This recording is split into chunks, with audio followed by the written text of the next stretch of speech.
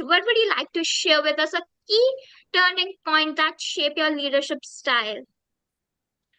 All right, Garima, thank you for having me, and thank you everyone for joining this session. I feel so honored and very much excited to come back to my alma mater to have a discussion with everyone who's there on the call. Atul, Garima, thank you so much for that warm welcome. And I really love the idea of lighting the virtual lamp. I think that is pretty much required. And I still remember my old days when I was part of DSPSR. We had this conference, and I think SHTR and DSPSR were operating out of the same building. And even when that event started, we had a lamp lighting. So I think it's quite auspicious. And I really hope it works really well for everyone who's there on the call and whosoever is part of the overall DSPSR family. Now, just small thing, just a correction. I'm no longer associated with KPMG as of now. I'm starting my own venture. Plans I cannot disclose right now. I hope you understand. But having said that, to answer your first question, Garima, what has been the key turning point?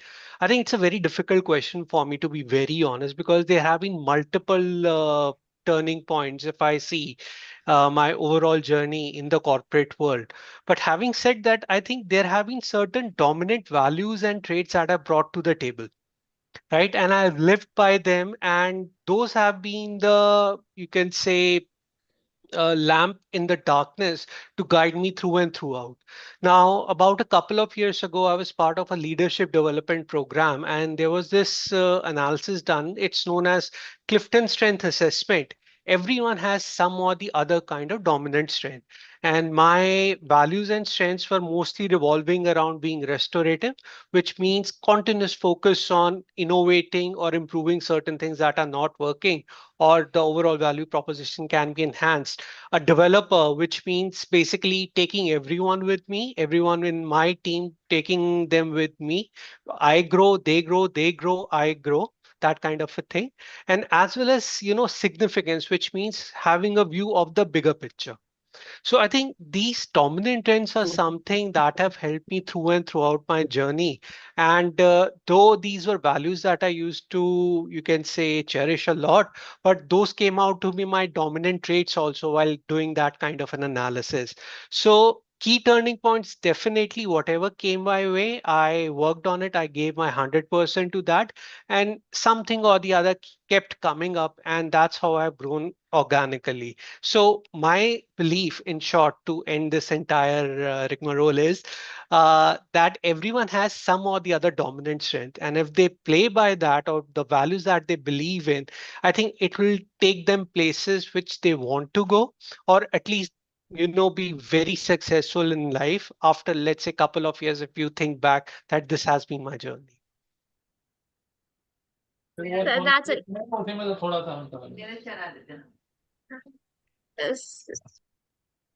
so that was very enriching answer, if you really ask me, and very interactive. So you have a background in BBA and MBA, influencing your approach to strategic. Has that influence help you in approach strategic planning and sales investment?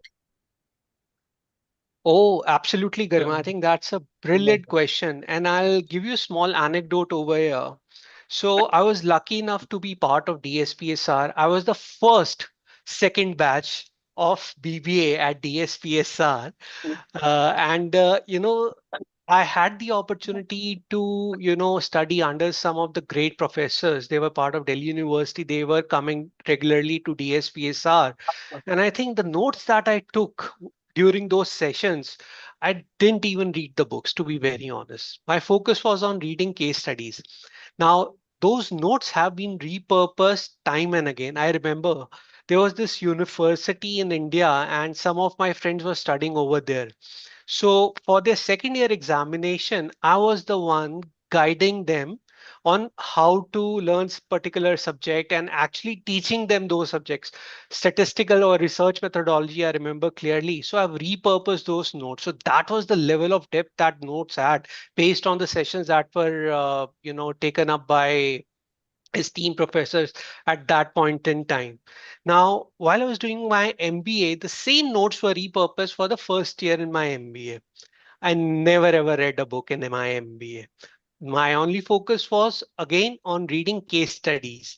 So I think that base or the foundation that was laid while I was part of DSPSR and the notes that I took, uh, you can say that, hey, maybe Gaurav, it's your interest in the academics that helped you out.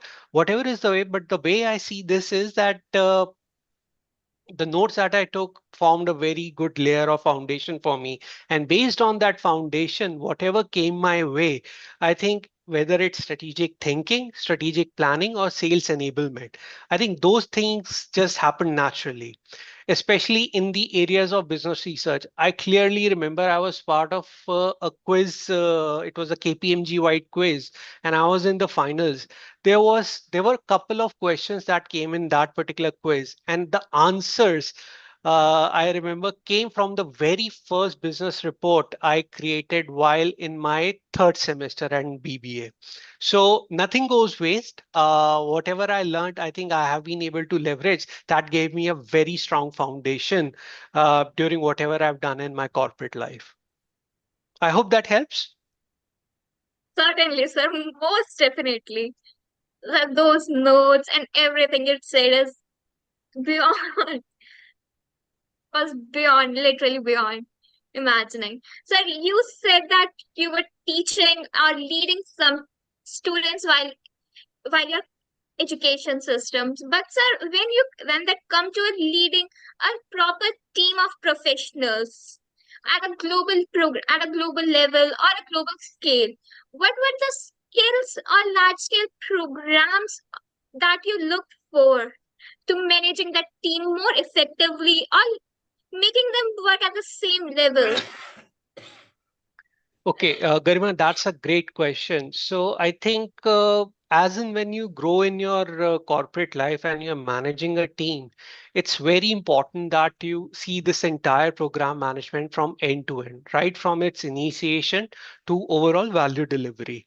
Now, in terms of people impact or people focus, and I think that is also where this question is coming from. uh, Building trust is the key element of managing any large program. So there is a saying that people buy into their leader first and then their shared vision. That means whosoever is the team member, they have to build trust in their leader first. Not have to, but they build their trust in that leader, and then whatever they are asking to do, maybe it's part of the overall strategic thinking. So it's very important to build that trust, and that trust building happens right from the stage of recruitment.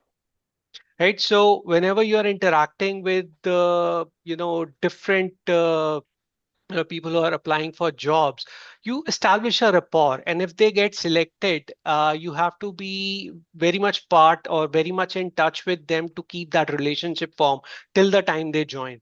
As a leader, even if someone is joining right out of the college, or if someone was joining out of the college from when I was leading that entire team, it was very important for me to have that one-on-one interaction with them.